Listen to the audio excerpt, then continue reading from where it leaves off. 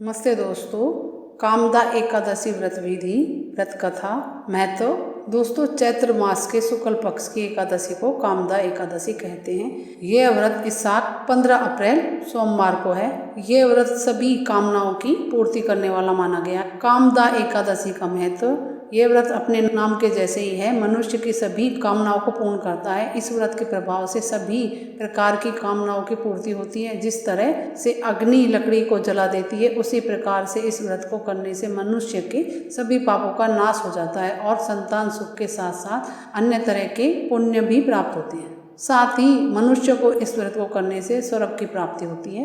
कामदा एकादशी व्रत पूजा सामग्री: श्री विष्णु भगवान की मूर्ति अथवा तस्वीर, कलश मिट्टी या तांबे का, धान्य, लाल वस्त्र, पुष्प, पुष्पमाला, अन्य ऋतुफल, धूप, दीप, घी, पंचामृत, तुलसी दल, चंदन, मिष्टान। कामदा एकादशी व्रत विधि: इस एकादशी के एक दिन पूर्व यानी कि दशमी तिथि को जौ, गेहूं और मूंग की दाल आदि का सेवन निषेध माना गया है। बिना नमक का भोजन करें। रात्रि में भूमि पर ही शयन करें। एकादशी के दिन प्रातःकाल उठकर नित्य कर्म से निवृत्त होकर मिट्टी, तिल एवं आंवले का लेप लगाकर स्नान करना चाहिए। इसके बाद स्वच्छ वस्त्र धारण करें। पूजा स्थल को शुद्ध कर लें। सभी सामग्री एकत्रित कर लें। धान्य को भूमि पर रखें। उसके ऊपर जल से भरा हुआ मिट्टी अथवा तांबे का कलश स्थापित करें। कलश पर लाल वस्त्र बांधें। धूप, दीप आदि से कलश का पूजन करें।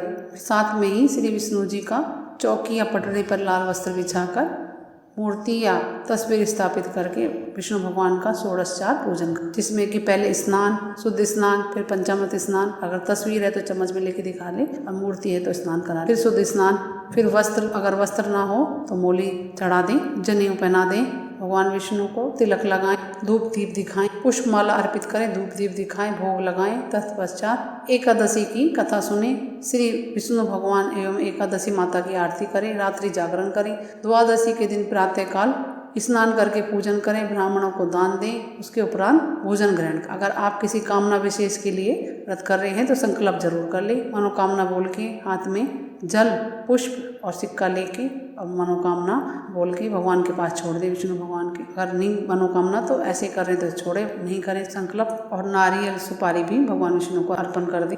द्वादशी को भगवान विष्णु की मूर्ति या तस्वीर को अपने पूजा घर में स्थापित कर ले। कलश का जल तुलसी की क्यारी में डाल दे, तो धानों को पक्षियों को डाल दे, फल फूल मिष्टान का प्रसाद बांट दे और खुद भी ग्रहण कर ले। कामदा एकादशी व्रत कथा प्रारंभ। युधिष्ठिर जी ने पूछा, वासुदेव आपको नमस्कार है, अब मेरे सामने ये बतलाइए कि चैत्र शुक्ल पक्ष में किस नाम की एकादशी होती है। भगवान श्री कृष्ण बोले, राजन एकाग्रचित होकर पुरातन कथा सुनो, जिसे विष्णु जी ने राजा दिलीप के पूछने पर कहा। एक बार राजा दिलीप ने महर्षि वशिष्ठ जी से पूछा, भगवान मैं एक बात सुनना चाहता हूँ, चैत्र मास के शुक्ल पक्ष में किस नाम की एकादशी होती है। वशिष्ठ जी बोले, राजन चैत्र शुक्ल पक्ष में कामदा नाम की एकादशी होती है। वह परम पुण्यमयी और पाप रूपी ईंधन के लिए तो वह दावानल ही है। प्राचीन काल की बात है, नागपुर नामक एक सुंदर नगर था जहाँ सोने के महल बने हुए थे। उस नगर में पुंडरीक आदि महा भयंकर नाग निवास करते थे। गंधर्व, किन्नर और अप्सराएं भी उस नगरी का सेवन करती थी। वहाँ एक श्रेष्ठ अप्सरा थी जिसका नाम ललिता था। उसके साथ ललित नाम वाला गंधर्व भी था। वह दोनों पति पत्नी के रूप में रहते थे। दोनों ही परस्पर काम से पीड़ित रहते थे। ललिता के हृदय में सदा पति की ही मूर्ति बसी रहती थी और ललित के हृदय में सुंदरी ललिता का निवास था। एक दिन की बात है, नागराज पुंडरीक राजसभा में बैठकर मनोरंजन कर रहे थे। उस समय ललित का गान हो रहा था, किंतु उसके साथ उसकी प्यारी ललिता नहीं थी। गाते गाते उसे ललिता का स्मरण हो गया, अतः उसके पैरों की गति रुक गई और जीभ लड़खड़ाने लगी। नागों में श्रेष्ठ करकोटक को ललित के मन का संताप ज्ञात हो गया, अतः उसने राजा पुंडरीक को उसके पैरों की गति रुकने एवं गान में त्रुटि होगी यह बात बता दी। करकोटक की बात सुनकर नागराज पुंडरीक की आंखें क्रोध से लाल हो गई। उसने गाते हुए कामातुर ललित को श्राप दे दिया, दुर्बुद्धे तू मेरे सामने गान करते समय भी पत्नी के वशीभूत हो गया, इसलिए राक्षस हो जा। महाराज पुंडरीक की इतना कहते ही वह गंधर्व राक्षस हो गया।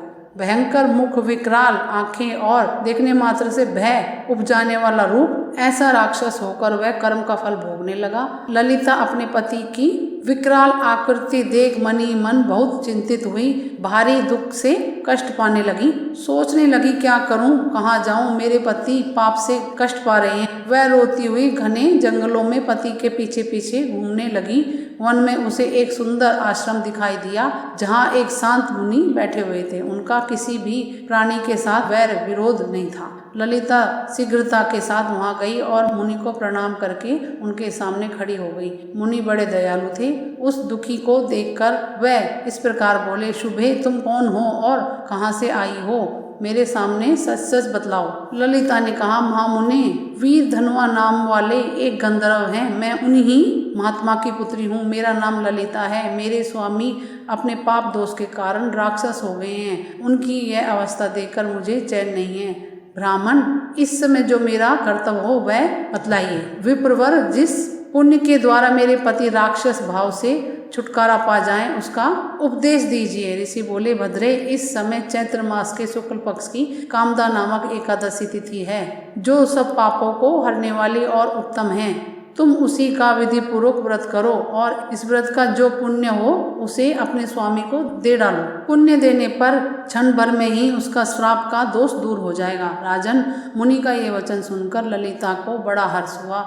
उसने एकादशी का उपवास करके द्वादशी के दिन उन ब्रह्म ऋषियों के समीप ही भगवान वासुदेव के श्री विग्रह के समक्ष अपने पति के उद्धार के लिए यह वचन कहा, मैंने जो यह कामदा एकादशी का उपवास व्रत किया है, उसके पुण्य के प्रभाव से मेरे पति राक्षस भाव से दूर हो जाएं।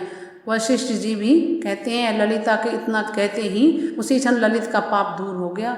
उसने दिव्य देह धारण कर लिया, राक्षस भाव चला गया और पुनः गंधर्व की प्राप्ति हुई। नपश्रेष्ठ, वह दोनों पति पत्नी कामदा एकादशी के प्रभाव से पहले की अपेक्षा भी अधिक सुंदर रूप धारण करके विमान पर आरूढ़ होकर अत्यंत शोभा पाने लगे।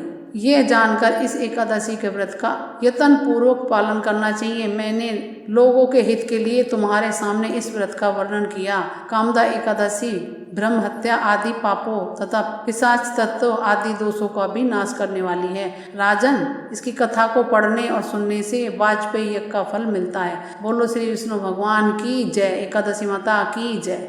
और कुछ पूछना है दोस्तों, कमेंट्स करके पूछे। मेरे चैनल को लाइक करें, सब्सक्राइब करें, शेयर करें। नमस्ते दोस्तों, जय माता।